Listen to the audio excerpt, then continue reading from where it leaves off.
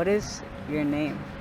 Guinevere Tully, also known as Rosslyn Station. First name Rosslyn, last name Station. Exactly. Tell me about the Fernats. My one true love. The Fernats was a band that I joined when I was still in high school. It was like, I had done some like relatively like serious shows with a band before that, like my junior year of high school, but then that band broke up and I was kind of like, well, I don't know what I want to do anymore. And then my old friend Sean and my old friend Aaron were like, hey, we're starting a band. We don't have a bassist. Do you want to play bass? And I love playing the bass. And so I was like, hell yeah. And that was that, we put out our first release, I want to say in like 2015 or 2016. And then we put out, like the last EP we put out was 2021, I think. 2022 maybe. But it was, in my head it amounts to about like 7 years of playing in a band with people. And like the lineup changed a little bit, but like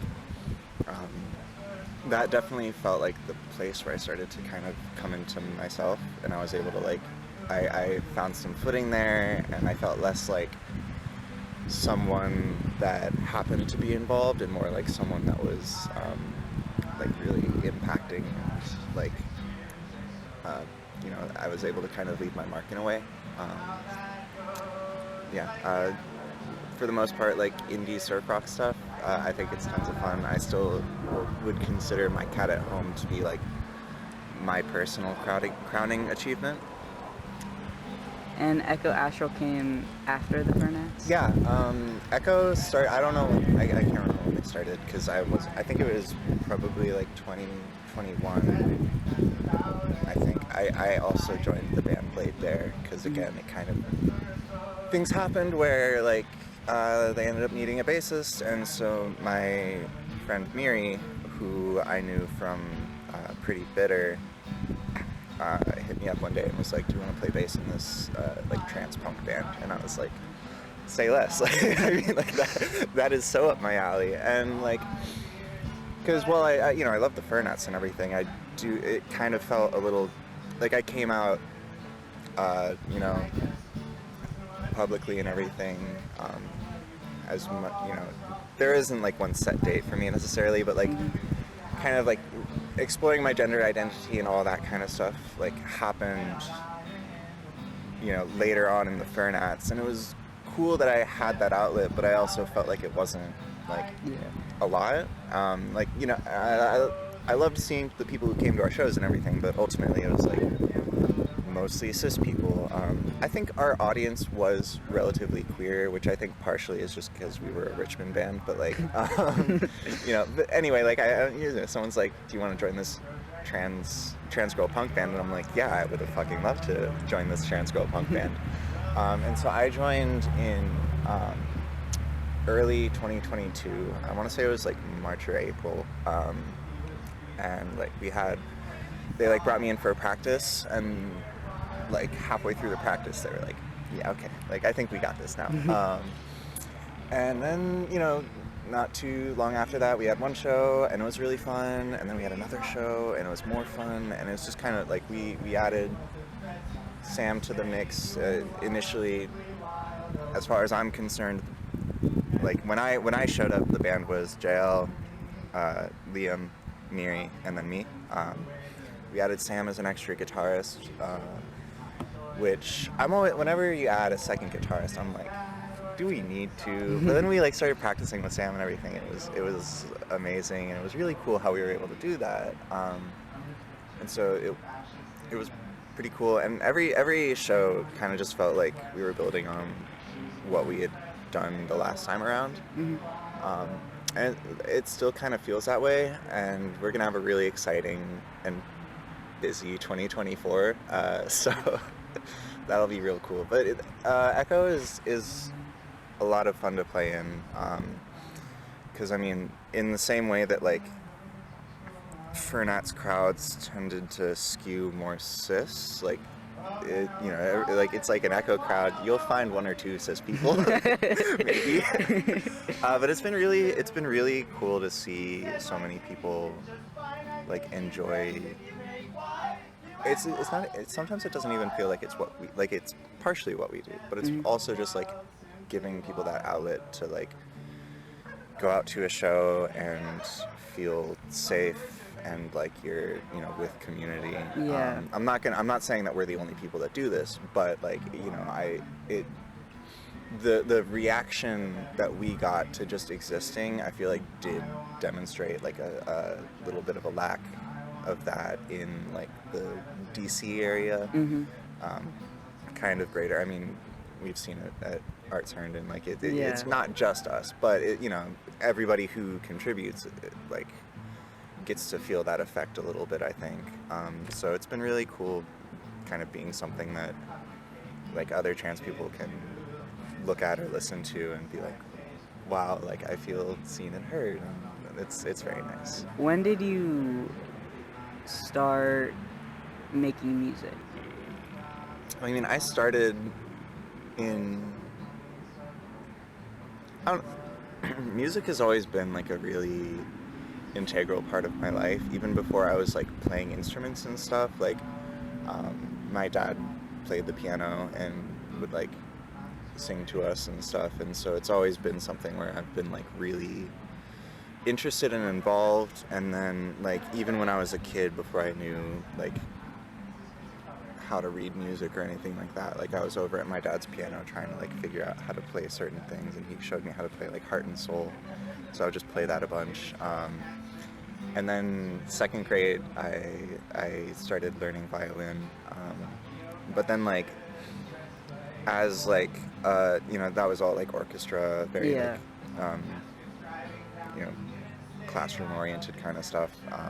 So I was playing music, but I'm not sure if I would call it making music at that level. I'm sure like when you're a real person playing in an orchestra, you can call it making music, but at that point it was just like, let's play Viva La Vida. But I started trying like in middle school.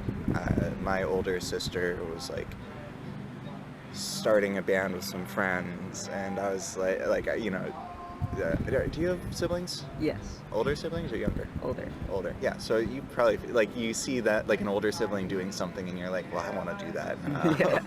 And so I was like, hey, you don't get to start a band without me. Plus I play the bass, like because between orchestra and this point, like I had acquired a bass guitar and started like I really started learning how to play the bass by just looking up different tabs for Blink-182 songs and playing them until I can like do it like the back of my, I had it down like the back of my hand.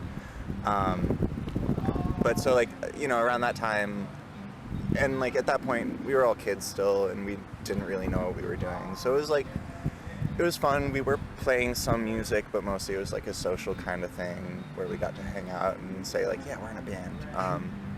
And then after that, I did join like a slightly more serious band in high school, and that was, I think, around the time where I was like, okay, like people are like writing music and like trying to show it off and everything, and so that's kind of when I started trying to like make my own music and like write. I like every time I've been in a band, usually I'm given some like free rein for like what happens with the bass guitar. Which I love because that's really like what I'm trying to do is I just love playing the bass. But like, everybody's got something to say, and I'm able to play the guitar, and so I kind of started trying to figure that sort of stuff out. And for a long time, it was just kind of like, just being nervous or like being really self-conscious about it, where I was like, okay, well, I'm gonna write, I'm gonna practice, but I'm not gonna show anyone anything until it's good, which is like a really bad way to think about it in hindsight, because really what ends up happening is I just kind of like, I'll like write a couple things and then just forget all about it, and then there's no one else to like bring it up or say like, hey, I know you might not have enjoyed this part, but I think it's really cool, or like, I found that very special. And so there's no feedback, there's no growing from that really, like it just kind of was really stagnant. And so, I kept trying. In like after high school, I tried to start writing more because like it is definitely one of those things where you need to keep going. Like everyone says you write 100 songs and one of them is good, and that I think there's definitely some truth to that. But even at that point, it was kind of one of those things where I would write songs, but it was never quite in line with like the vibes that whatever band I was in was kind of going for. And so like I'd be like, hey, maybe we can work on this and try it, and they'd either be like, well, I don't know how to play that right, or they'd say like, this isn't really like our style. And it's like, okay, I get that. And for a while I was just kind of like, okay, well, it's enough for me to just have written them, like, and have them. I've tried very hard, not very hard, but I've tried to like approach songwriting and making music as like a personal catharsis, almost like a journal. Which is why like I just kind of would put things up on Bandcamp, and I'm like, okay, I don't need to tell anyone about this. It's enough for me to know that it's there. And I still think at the end of the day that is kind of what's enough for me, but it does also make it just kind of sweetens the deal when people are like, I listened to that and I enjoyed it, and I'm like, what? You found it? So I guess really it was like around, I was like 18 or 19 and like really starting to like struggle with depression and stuff, and I was like, how do I get this into words? Because like it's not working this way. I need to figure something else out. And so, metaphor and all that kind of stuff like is very helpful for describing those sorts of stuff. And then any solo stuff has just kind of been an extension of that, I suppose, where it's like, okay, well, I wrote the songs, I might as well play them now. And it's been very exciting to see so many people enjoy it and have things resonate with them. Yeah, I love like acoustic, like folk punk and anti-folk.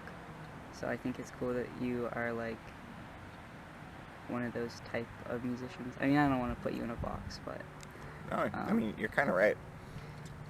When literally the reason why I wanted to do the show in the fucking storm drain was because me and Lorenzo found that storm drain in 7th grade. And literally, like, for like a year after that, I was like, I want a folk punk show there. I want a folk punk show in a storm drain.